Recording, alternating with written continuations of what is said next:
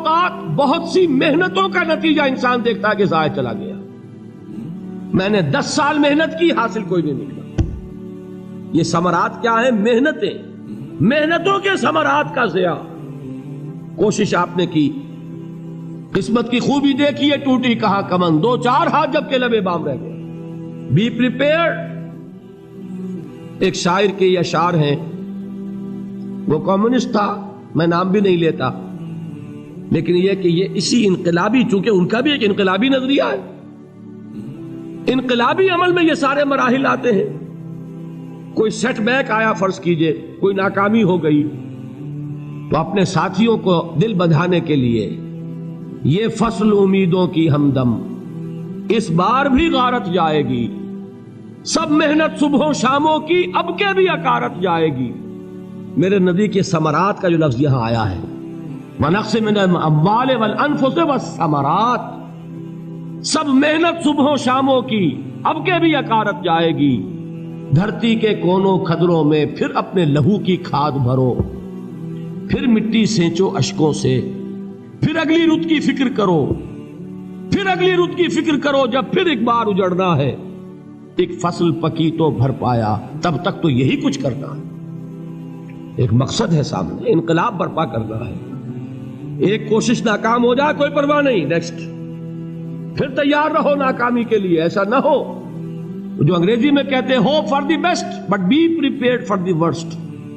ایسا نہ ہو کہ دوسری مرتبہ ناکام ہو کے بددل ہو جاؤ، تمہاری ہمتیں جواب دے جائیں. نہیں، پہلے سے تیار رہو کہ دوسری مرتبہ بھی ناکامی آئے تو آئے، لیکن جب تک کہ کامیابی حاصل نہیں ہوتی ہمیں یہ کام کیے چلے جائیں.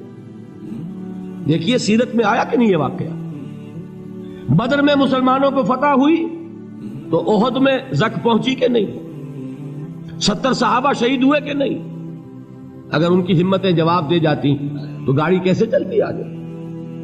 تو فرمایا وَلَنَبْلُوَنَّكُمْ بِشَيْءٍ مِّنَ الْخَوْفِ وَالْجُوعِ وَنَقْصٍ مِّنَ الْأَمْوَالِ وَالْأَنفُسِ وَالثَّمَرَاتِ. ہم تمہیں لازم آزمائیں گے، خوف کی کیفیت سے، فقر و فاقے کی کیفیت سے، بھوک سے، جان کے نقصان سے، مال کے نقصان سے، محنتوں کے حاصل کے ضائع ہو جانے سے. وَبَشِّرِ الصَّابِرِينَ، اور اے نبی بشارت دیجئے صبر کرنے والوں کو. الَّذِينَ إِذَا أَصَابَتْهُمْ مُصِيبَةٌ، وہ کہ جب ان پر کوئی تکلیف آئے، کوئی مصیبت آئے، کوئی آزمائش آئے، قالوا انا للہ وانا الیہ راجعون، وہ یہ کہیں کہ ہم اللہ ہی کے ہیں، اللہ ہی کی طرف لوٹ جانا ہے.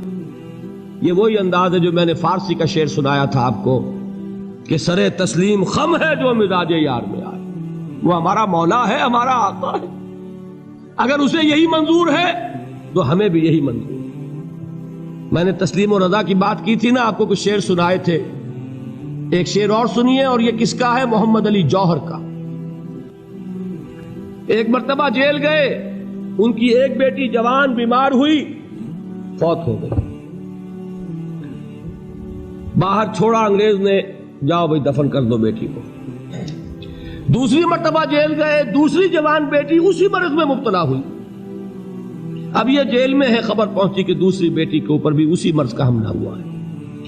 ایک نظم لکھی ہے جس کا آخری شعر یہ ہے، تیری صحت ہمیں منظور ہے لیکن اس کو نہیں منظور تو پھر ہم کو بھی منظور نہیں. یہ ہے، جب تک یہ کیفیت نہ ہو اس میدان میں آدمی ثابت قدم نہیں رہ سکتا کہ میرے رب کو اگر یہ منظور ہے تو یہی مجھے منظور ہے، اور تیری صحت ہمیں چاہیے تو ضرور لیکن ہمارے رب کو منظور نہیں تو ہمیں بھی منظور. راضی برضائے اور رحمتیں ہیں، وَأُولَٰئِكَ هُمُ الْمُهْتَدُونَ، اور یہی ہے وہ لوگ جو کامیاب ہونے والے ہیں، ہدایت پانے والے، ہدایت یافتہ. اسی سورہ بقرہ میں ذرا آگے چل کر، یہ تو ہے 20واں رکوع، 19واں رکوع، 21ویں رکوع کی پہلی آیت ہے، لَيْسَ الْبِرَّ أَن تُوَلُّوا وُجُوهَكُمْ قِبَلَ الْمَشْرِقِ وَالْمَغْرِبِ وَلَٰكِنَّ الْبِرَّ مَنْ آمَنَ بِاللَّهِ وَالْيَوْمِ الْآخِرِ وَالْمَلَائِكَةِ وَالْكِتَابِ وَالنَّبِيِّينَ وَآتَى المال على حبه ذوي القربى واليتامى والمساكين وابن السبيل والسائلين وفي الرقاب وأقام الصلاة وآتى الزكاة والموفون بعهدهم إذا عاهدوا والصابرین فی الباساء والضراء وحین الباس۔ اب یہ آیت جو ہے سورۃ العصر میں جو مضامین آئے تھے سارے اس میں موجود ہیں۔ وہاں ایمان کا لفظ آیا، یہاں 5 ایمانیات کی تفصیل آ گئی، اعمال کی تفصیل آئی، اور آخری بات وہاں کیا ہے؟ وتواصوا بالصبر، اور یہاں کیا ہے؟ والصابرین فی البأساء والضراء وحین البأس، اور صبر کرنے والے، اصل نیکی ان کی ہے جو صبر کریں، کس میں؟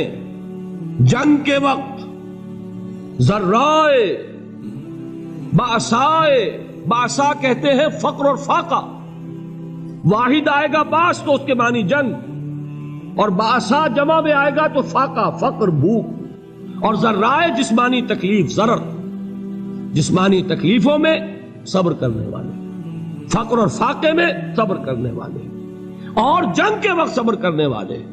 اولئک الذین صدقوا واولئک هم المتقون، یہ ہیں وہ لوگ جو صبر کرنے والے ہیں، یہ ہیں جو سچے ہیں، جو اپنے دعوے میں نیکی کے اور ایمان کے صادق ہیں، اور یہی وہ لوگ ہیں جو متقی۔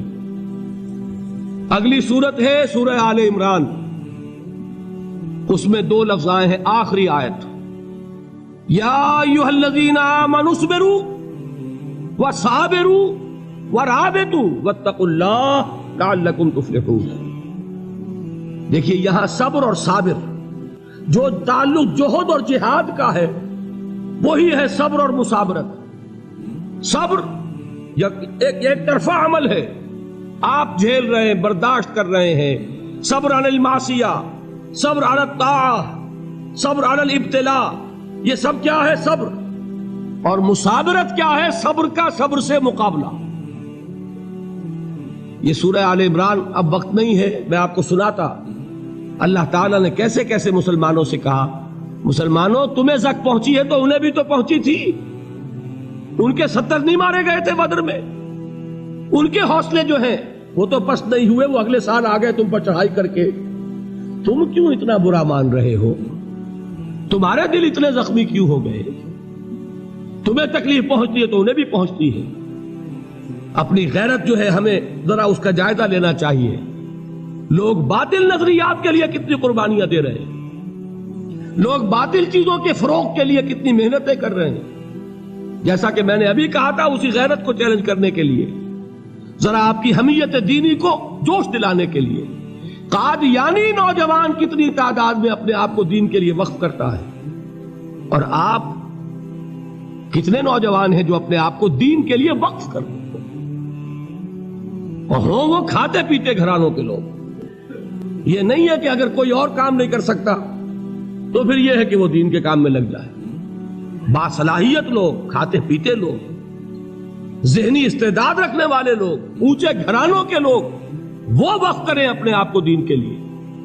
اس کے بغیر کیسے باہر آ جائے گی، کیسے رونق آ جائے گی؟ تو دنیا میں باطل نظریات والے جو ہیں، یہ بات کہی گئی ہے، مسلمانوں تم اگر توحید کے لیے لڑ رہے ہو، دیکھتے نہیں ابو جہل کو، اس نے گردن کٹوائی ہے شرک کے لیے، شرک کے لیے گردن کٹوائے، اور تم توحید کے لیے گردن کٹوانے کو تیار نہ ہو۔ اس نے گردن کٹوائی کہ نہیں کٹوائی؟ اور کس طرح کٹوائی ہے؟ کیونکہ بڑا متکبر قسم کا، فرعون قسم کا شخص تھا، جب گردن کاٹنے لگے تو کہتا ہے ذرا نیچے سے کاٹنا، تاکہ جب تم نیزے کے اوپر چڑھاؤ میرے سر کو تو اونچا نظر آئے، معلوم ہو سردار کا سر۔ وہ بدبخت مرتے ہوئے بھی جو اس کی کیفیت تھی نا، اس کو ذہن میں رکھیے۔ تو یہ اس لوگوں نے قربانیاں دی، جانے دی، تو فرمایا اگر تم ان سے زیادہ قربانی نہیں دو گے، یہ نوٹ کر لیجئے اس کو، مجرد اگر حق کو غالب کرنا اللہ کے ذمے ہو تو آنے واحد میں غالب کر دے گا، تمہیں تکلیف ہی دینے کی ضرورت نہیں۔ سمجھ رہے؟ کیا اللہ کے مقابلے میں کوئی باطل کی طاقت ٹھہر سکتی ہے؟ یہ تمہارے ایمان کا امتحان ہے، یہ تمہارے خلوص کی آزمائش ہے، یہ تمہارے امتحان کا ثبوت درکار ہے کہ اللہ تعالیٰ دیکھنا چاہتا ہے تم اس کے لیے اپنی جانیں قربان کرنے کو تیار ہو کہ نہیں، تم اس کے لیے تن من دھن لگانے کو تیار ہو کہ نہیں۔ اور یہ جان لو کہ اگر کفار اور مشرکین اور ملحدین اور باطل نظریات والے وہ جو کچھ قربانیاں اپنے باطل نظریات کے لیے دے رہے ہیں ان سے زیادہ اگر تم نہیں دو گے تو حق غالب نہیں ہوگا. انہوں نے جو صبر کیا ہے اپنے باطل نظریات پر، اگر تم اس سے زیادہ صبر کا ثبوت نہیں دو گے اپنے اس حق پر تو حق غالب نہیں ہوگا. اس لیے فرمایا یا ایھا الذین آمنوا اصبروا وصابروا، نہ صرف یہ کہ صبر کرو بلکہ صبر میں اپنے دشمنوں سے آگے نکلو، ان کے صبر سے بڑھ کر صبر کرو. ورابطوا، مرابطہ کہتے ہیں چوکس رہنا، ہوشیار، پہرا دو، ایسا نہ ہو کہ دشمن جو ہے غفلت میں تمہارے اوپر کوئی حملہ جو ہے کر بیٹھے. واتقوا اللہ، اور اللہ کا تقوی اختیار کرو، لعلکم تفلحون، تاکہ تم فلاح پاؤ.